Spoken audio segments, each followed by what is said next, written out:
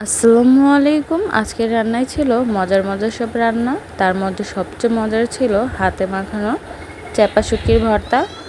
মজাদার ভর্তা এবং ভাজিগুলো আমি কিভাবে রান্না করেছি তাই আপনাদের সাথে শেয়ার করব। প্রথমে আমি করে নিয়েছি চিচিঙ্গা ভাজি।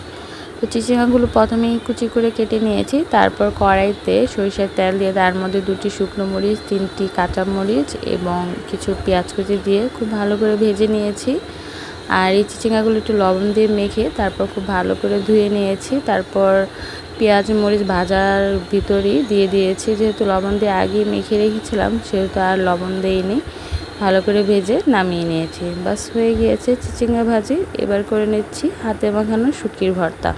তার জন্য কড়াইতে তেল দিয়ে কাঁচা পাকা কাঁচামরিচগুলো দিয়ে দিয়েছি। তারপর কয়েক কোয়া রসুন দিয়ে দিয়েছি। সবগুলো ভাজা হলে এবার দিয়ে দিচ্ছি মাথা ছাড়া চ্যাপা শুটকি। এখানে আমি 2টি চ্যাপা শুটকি দিয়েছি। এই চ্যাপা শুটকিগুলো খুব ভালো করে এই পর্যায়ে ভেজে নিতে হবে।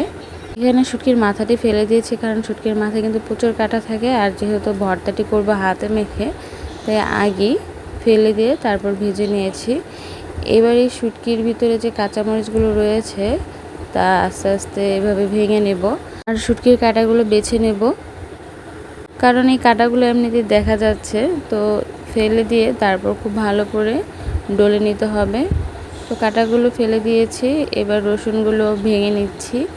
ভেঙে একসাথে সবগুলোকে খুব ভালো করে মেখে নেব। তারপর দিয়ে দেব পেঁয়াজ কুচি। পেঁয়াজগুলো খুব পাতলা পাতলা করে কিন্তু এই ভর্তার ক্ষেত্রে কুচি করে নিতে হবে। তারপর সামান্য লবণ দিয়ে খুব ভালো করে সবগুলো উপকরণকে মাখিয়ে নিলেই হয়ে যাবে মজাদার হাতে মাখানো চ্যাপা শুটকির ভর্তা। আর এই ভর্তাটি কত দুর্দান্ত তা বানিয়ে খেলে অবশ্যই বুঝতে পারবেন।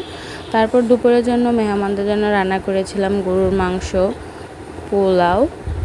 আগের ভিডিওতে যেহেতু এগুলোর রেসিপি দেখিয়েছিলাম তাই আর এই ভিডিওতে দেখাচ্ছি না। তারপর রান্না করেছি চিংড়ি দিয়ে চিচিঙ্গা ভাজি, আলু দিয়ে মুরগির ঝোল, তারপর ধুন্দুল ভাজি।